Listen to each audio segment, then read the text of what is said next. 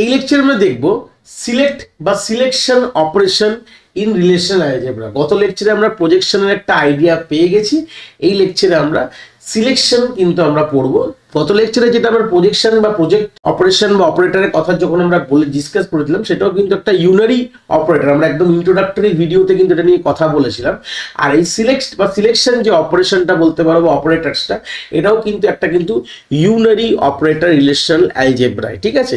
তো মেনলি আমরা যেরকম প্রজেক্ট, যেরকম আমাদের কলম লেভেল ফিল্টারিং বলতে পারো, বা কলমকে আমাদের ফেচ করার পুরো একটা বড় একটা টেবিল থেকে নির্দিষ্ট কিছু কলমকে তোলার জন্য আমরা প্রজেক্ট অপারেটর ব্যবহার করি, সেরকম সিলেক্ট অপারেটর বা অপারেশন আমাদের রো গুলোকে, মানে আমাদের একটা টেবিলের মধ্যে তো অজস্র রো থাকতে পারে, আমাদের তো কম থাকতে পারে। দেখো কলম একটা লেভেল অফ আমরা কাউন্ট রাখতে পারি যে এতগুলো কলম, যেমন 4টে 5টা 6টা এরকম কলম হতে পারে, কি 10টা 12টা যাই হোক না, এটা একটা ফিক্স থাকতে পারে।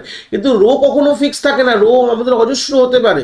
যত ডেটা তত মানুষ যখন যত মানে ওখানে এনরোল করছে তত আমাদের ডেটা বাড়ছে।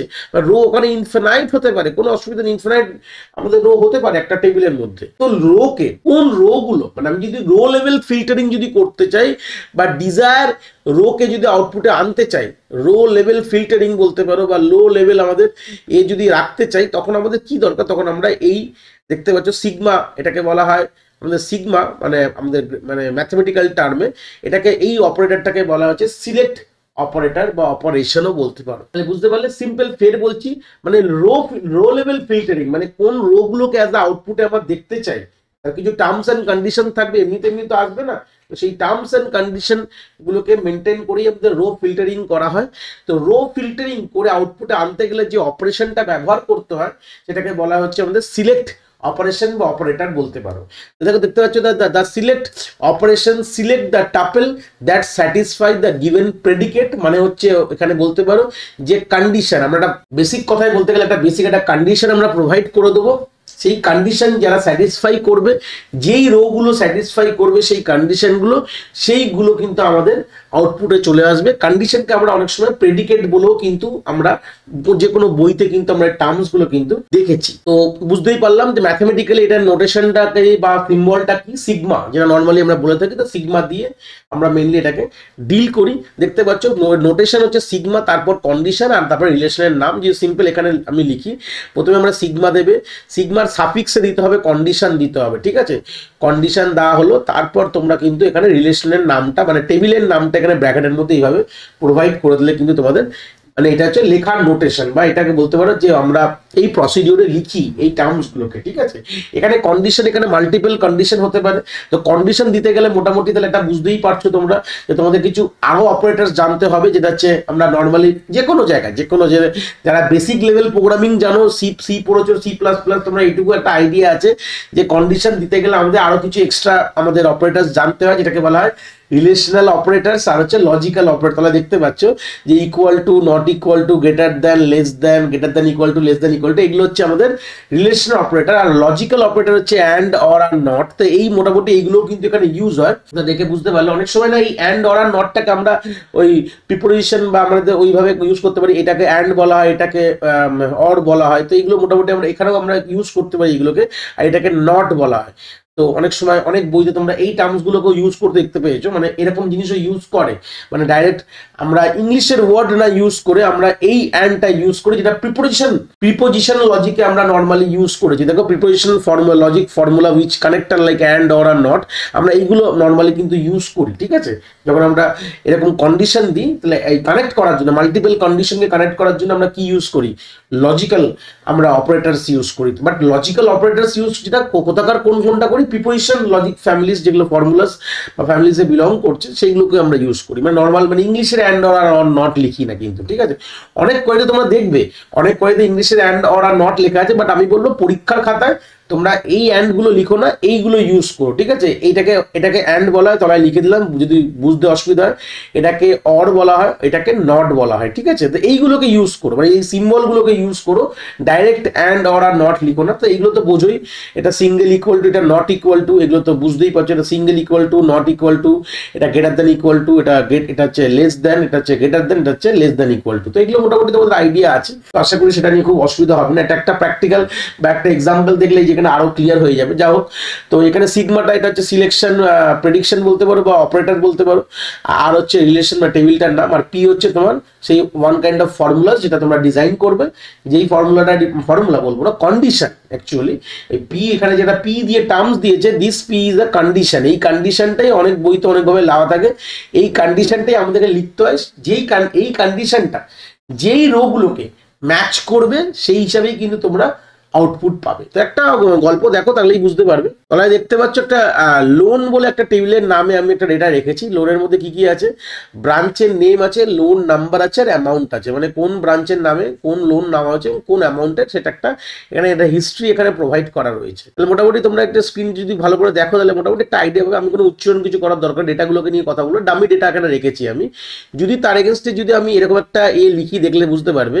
ভালো করে দেখো, এখানে লিখেছি এখানে সিলেক্ট, মানে অপারেটর নাম select branch name is equal two right, তারপরে দিয়ে কিন্তু আমি এখানে টেবিলটার নাম দিয়ে দিচ্ছি। তার মানে আমরা যেই ব্রাঞ্চ নেমে রাইট আছে সেই ডেটাগুলো কিন্তু আমাদের অ্যাজ আ প্র্যাকটিক্যাল আউটপুটে চলে আসবে। অ্যাকচুয়ালি পেরি রাইটস বলতে পারো এইভাবে নামটা। তো সেই সূত্রে দাঁড়িয়ে দেখো চলে এসছে, মানে দুটো আছে দেখতে পাচ্ছ। পেরি রাইটসের এইটা একটা আছে, মানে ব্রাঞ্চ নেম পেরি রাইটসের L15 লোন নামা, লোন আইডি লোন নাম্বার বলতে পারো, আর এইটা আর এই দুটো কিন্তু আমাদের অ্যাজ আউটপুটে কিন্তু চলে আসবে। দেখো তাই চলে এসছে, দেখো দেখতে পারলে বুঝতে পারবে। আর সবসময় সাফিক্সে লিখবে পরীক্ষার খাতায়, এটা হচ্ছে এইটা, আর তারপর সাফিক্সে এই জায়গায় লিখবে ব্রাঞ্চ নেম, যাই থাকবে। আমি এখানে জাস্ট বোঝানোর জন্য লিখছি ব্রাঞ্চ নেম ইকুয়াল টু, আর যদি স্ট্রিং হয় তাহলে ডবল কোটস ব্যবহার করবে। পেরি রাইটস দিয়ে তারপর আমরা এখানে ব্র্যাকেটে টেবিলটার নাম, এখানে লোন ছিল টেবিলটার নাম, এটা দিয়ে আমরা দিয়ে দিয়েছি। ঠিক আছে, হয়ে গেল। তো এইভাবে তোমরা লিখতে দেখো চলে এসছে আউটপুটে দুটো, তোমার পেরি রাইটস এর রেসপেক্টে তোমার দুটো আউটপুট কিন্তু চলে এসছে। তাহলে মানে বুঝতে পারলে যে আমরা প্রথমে সিলেক্ট, এবার দেখো সিলেক্ট করেছি, আমাদের রো সিলেকশন হয়েছে, আউটপুটে কিন্তু সব চলে এসছে, সব কলম চলে এসছে। আমি চাইলে কিন্তু এরপরে যদি আমাকে মনে হয় যে আমার আমি শুধু দরকার শুধু ব্রাঞ্চ নেমটা দেখতে চাই, তাহলে কি লিখবে, মানে এই কনসেপ্ট সেম থাকবে যে আমাদের শুধু পেরি রাইটস যারা যেসব থেকে লোন নেওয়া হয়েছে, মানে যেসব পেরি রাইটস ব্রাঞ্চ নেম সেই সব রোজ গুলো আমার দরকার, কিন্তু আমি আউটপুটে কিন্তু আমার দরকার নেই, মানে আলটিমেটলি আমার তিনটে কিন্তু দরকার নেই। আমি এবার দুটো জিনিস করে নিয়েছি অলরেডি, আমি প্রজেকশন জানি, শুধু বলে দেবো যে আমার আউটপুটে আই নিড দ্য আউটপুটলি ব্রাঞ্চ নেম বা বলতে পারো লোন নাম্বারস গুলো চাই, মানে find the loan number. Question এরকম তোমাদের দেবে, find the loan number where the branch name is Perry Wrights. আমি কোশ্চেনটা উপরে লিখছি, প্রশ্নটা ভালো করে দেখে নাও। কোশ্চেনটা এরকম ধরনের প্রশ্ন কিন্তু আসবে, আমরা অলরেডি দুটো অপারেটর পড়ে নিয়েছি, তাহলে একটা বেসিক প্রশ্ন সলভ করার মতন স্কিল থাকা দরকার। শুধু আমাদের লোন নাম্বারসটা দরকার বা loan amount, find the loan number comma loan অ্যামাউন্টও লাগতে পারো, where the branch name is equal to Perry Wrights. তাহলে এইটুকু দেখুন আমি লিখলাম, এইটুকু যদি লিখি তার মানে কি পেয়ে যাবো, এইটুকু লিখলাম এই টেবিলটা পেয়ে যাচ্ছে, এইটুকু আইডিয়া হয়ে গেল।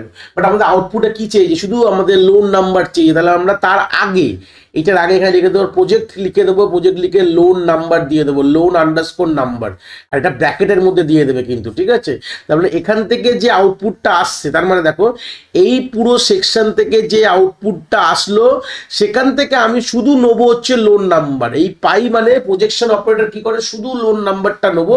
তো এটাই হচ্ছে মেন গল্প, মানে এখানে আমাদের কি হলো, রো গুলো ফিল্টার হয়ে আমাদের এটা আসলো। তারপর আবার এর উপরে যদি এইটুকুর উপর যে আউটপুটটা যা কি আউটপুট বলেছিলাম, রিলেশনাল অ্যালজেব্রা আউটপুট কি দেয় সবসময় কিন্তু একটা টেবিল বা রিলেশন এজ আউটপুটে দেয়। তাহলে এটার এগেনস্টে এটা আউটপুট পেয়ে গেছো, এই যে এইটা হচ্ছে আউটপুট, এটার এগেনস্টে। এইবার এই আউটপুটটার উপরে আমি কি ফিল্টার করলাম, এই লোন নাম্বারটাকে শুধু ফিল্টার করলাম। আমরা বলেছিলাম কলম লেভেল ফিল্টারিং করার জন্য আমরা কি রাখি, আমাদের প্রজেকশন অপারেশন আছে, অপারেটরস বলতে পারো। তো সেই সূত্রে প্রজেক্ট তলায় যদি লোন নাম্বার এই কলমটার নাম দিই, তাহলে ওইটুকু কলমই কিন্তু আমার একটাই সিঙ্গেল কলম কিন্তু আমার আউটপুটে চলে আসবে। এইরকম ধরনের প্রশ্নই কিন্তু তোমাদের কিন্তু পরীক্ষা হলে দেবে। আমি একটা করতে করতে কিছু এক্সাম্পলস তোমাদের করাচ্ছি স্ক্রিনে, আরো আমরা ডিটেলসে করবো, চিন্তার বিষয় নেই সেটা। তো এই ছিল basic concept of relational operator বলতে পারো, বা আমাদের রিলেশন অপারেটর বলছি, সিলেকশন অপারেটর। আশা করি তোমরা কনসেপ্ট এখান থেকে খুব ভালো করে বুঝতে পেরেছো। যদি ভিডিওটা ভালো লেগে থাকে অবভিয়াসলি একটি লাইক করো, আর বন্ধু বান্ধবের সাথে শেয়ারও করো যাদের সত্যিই দরকার এরকম ভিডিওর। আর হ্যাঁ, অবভিয়াসলি চ্যানেলে নতুন হলে চ্যানেলটাকে সাবস্ক্রাইব করে দিও এবং বেল আইকনটিকেও প্রেস করে দিও, তাহলে এরকম নতুন নতুন ভিডিওর নোটিফিকেশন তোমরা সবার আগে পেয়ে যাবে।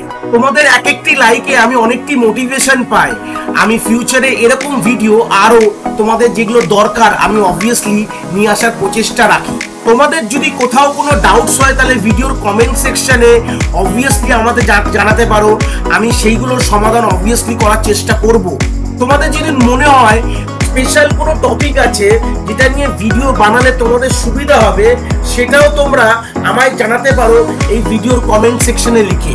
অবভিয়াসলি চেষ্টা করব ফিউচারে সেই টপিকগুলোকে নিয়ে ভিডিও বানানোর কথা। সবাই ভালো থেকো, আর হ্যাঁ, আবার দেখা হচ্ছে নতুন একটি ভিডিওর সাথে।